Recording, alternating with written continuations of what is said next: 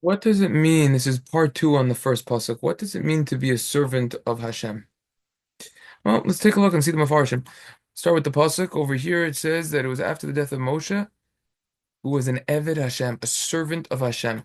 Comes along the Radak, Rabbi David Kimchi, who lived in France in 1160. Says like this. Mi shesam kol koicho v'kavonaso v'kol hashgachosu b'Shem Yisbarach. Someone who places all of his strength, all of his energies, his efforts and intentions, and all of his focus to Hashem. V'af behisasku b'inyanei ha'olam. And even when he's dealing with matters of this world, miskaven la'avodas hakel Yisbarach. His intention is to serve Hashem. Hu yikra Eved Hashem. He is an Eved Hashem kimo Avram, of the David, Avdi, etc. That is an Eved Hashem. And then the pasuk calls Yehoshua Mesharis Moshe, someone who serves Hashem. He was, instead of Moshe, he's going to be taking care of the leadership roles, bring them across the Yarden. That's basically what the Radak says. All right, that's basically the idea over here. And the Malbim asked the question, what does this mean? Moshe is a servant of Hashem. Yehoshua is a servant of Moshe. So, okay, that's going to be actually in the next session. That's basically what we're going to discuss over there. So let's discuss this idea of the Eved Hashem, what it means to be a servant of Hashem. Let's discuss this Radak over here. All right. This means, the Radak means over here, is that someone who places all of his strength, intent, and focus towards Hashem. This means even when a person is involved with matters pertaining to this world, he intends to serve Hashem. This is a crucial point, right? Crucial point. And let's go into this a little bit more. We can learn a very practical idea from this Radak. Even when someone works, he could be an Eved Hashem. He is a servant of Hashem. The only thing that matters is our thought process. We work to make money, but what do we do with the money?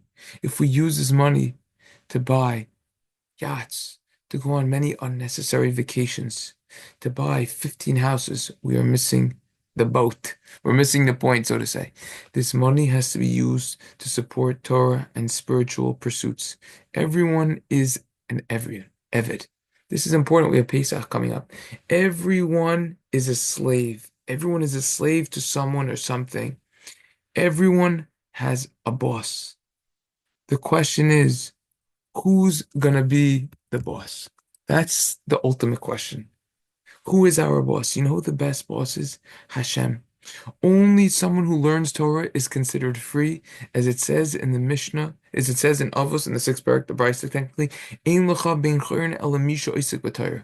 Only someone who learns Torah is free. What does that mean? Simple. Someone who learns becomes a servant to Hashem, not to his own passions and temporary desires. The Mishnah in Pirkei Avos says everything that we do should be l'shem shamayim. It should be for the right reasons. Ravina Yonah explains that even our eating and sleeping can be for the right reasons. This idea has a halachic basis. Take a look at the Shulchan Aruch in Siman Reish Lamed. Everything that we do should be without ulterior motives, should be lishma. Now, Hashem cautioned Yehoshua not to deviate from the commandments of the Torah and to be zealous, like we saw, to learn, because that is the primary means to achieve personal achievement, like we just said. Now, the greatness of these two leaders is expressed in the titles that were given to them. Moshe is called Hashem's servant or a slave. What is a slave? They have no possessions. They can't do nothing. They have no legal status, no legal authority of their own. They are totally subservient to their masters. To an ordinary human, a slave is such a low title. But for a servant of Hashem, it's the loftiest, the holiness, that's the best. After Moshe's death, the Psukim testified that he lived for only one reason, to serve Hashem. No thought of himself at all. There's no greater compliment that could be given to any man. This is the ultimate compliment. Yehoshua was Moshe's attendant. He stayed at Moshe's side. He was a Talmud, a student, a disciple, and a servant. He absorbed Moshe's teachings. The Gemara in Shabbos on Ayin Hey Amid Aleph relates that Moshe is like a sun and Yehoshua is like the moon. Yehoshua is a reflection of Moshe's brilliance. You know what the Malbim says? That Yehoshua was an Eved of Hashem even after he died because he continued to serve Hashem after he dies. Yehoshua, he tried to the best of his abilities for self-improvement and perfection of his generation. Right? The works of a tzaddik do not end by his death. His accomplishments live on to his survivors and offspring. Similarly, let's discuss this idea. Let's discuss this Malbim a little bit. And actually, we should see this Malbim inside. Here's the place to do it over here, because we're going to elaborate on this. What it means to be an Eved Hashem.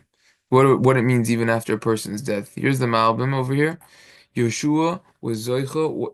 Yehoshua merited prophecy and to be a leader because he was a servant of Moshe, and it's greater to serve a Torah scholar more than to learn from them. And he called Moshe, they called him an Eved Hashem, because even after his death, he was an Eved Hashem, which means he tried to help the generation to the best of his abilities, and that continues even after his life. What does that mean? Let's go into this a little bit more.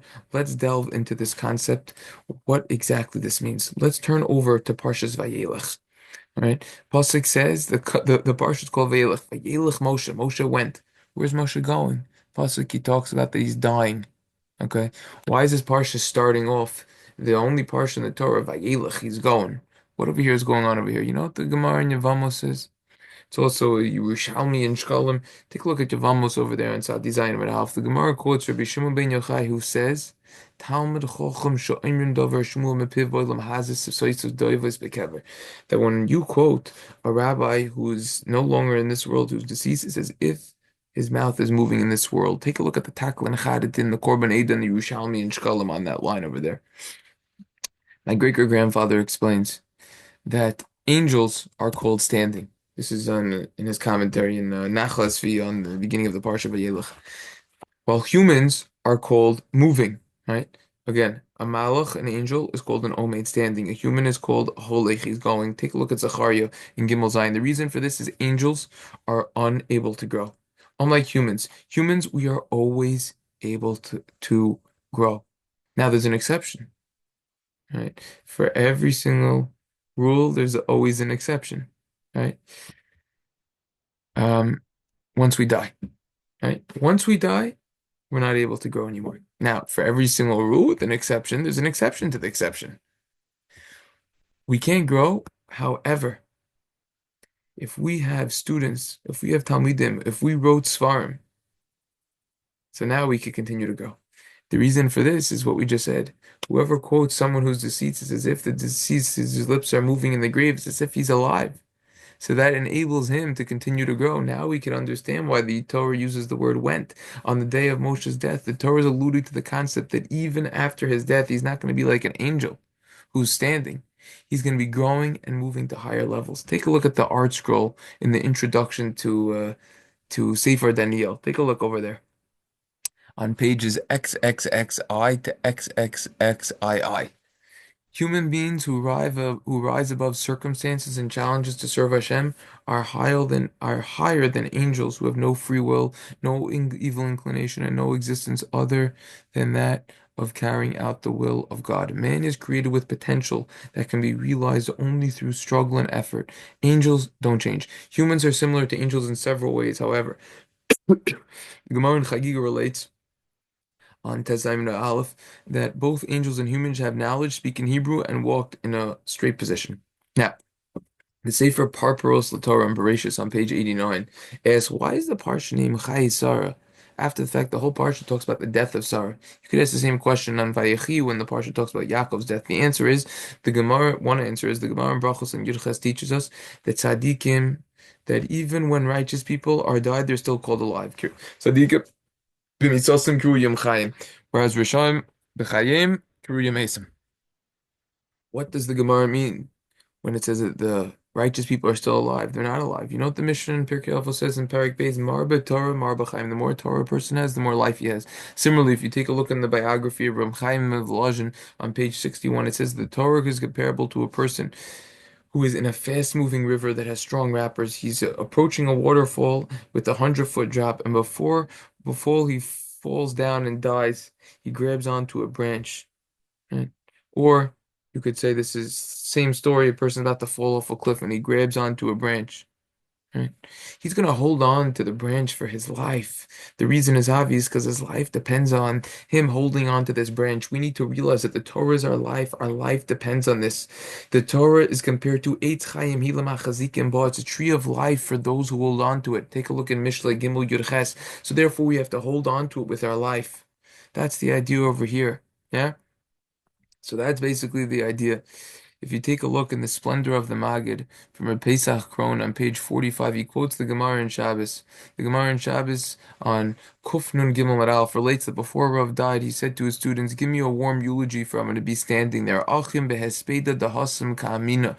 The Eitz Yosef explains what Rav's directive was. Throughout his life, one's soul, one's neshama grows spiritually, and the mitzvahs are done as he learns, as he does more mitzvahs or learns more Torah. When a person passes away, that escalation stops. He can no longer keep going up like that. So therefore, the neshama remains in the spot wherever it was, whatever level he achieved. However, if a person memories continues to be an aspiration for others, like we just discussed, and he aspires others to perform mitzvahs to learn more Torah, then the soul of the deceased continues to grow spiritually. This corresponds to the spiritual growth of corresponds to the spiritual growth his example brought others to do, which means he's going to get rewarded however much he helped others. Therefore instructed his students to deliver warm eulogies that others will get inspired from about him and learn from him, and then that would help his neshama as well, his soul grow spiritually. You know what the Gemara in Rosh Hashanah says?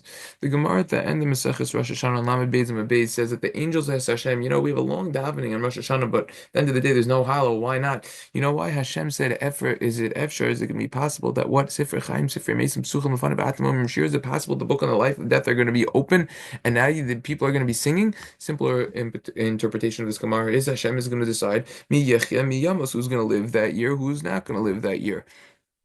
So that's the idea. But you know what a deeper explanation is? A deeper explanation is that no, even after a person dies, he's still getting judged. Did he leave the world a better place or a worse place? Did he cause others to do better or worse? If he calls others to do better, he's going to get judged and he's going to have a positive judgment. And if he calls others to do worse, he's going to get judged and he's going to have a negative. So that's what it comes down to.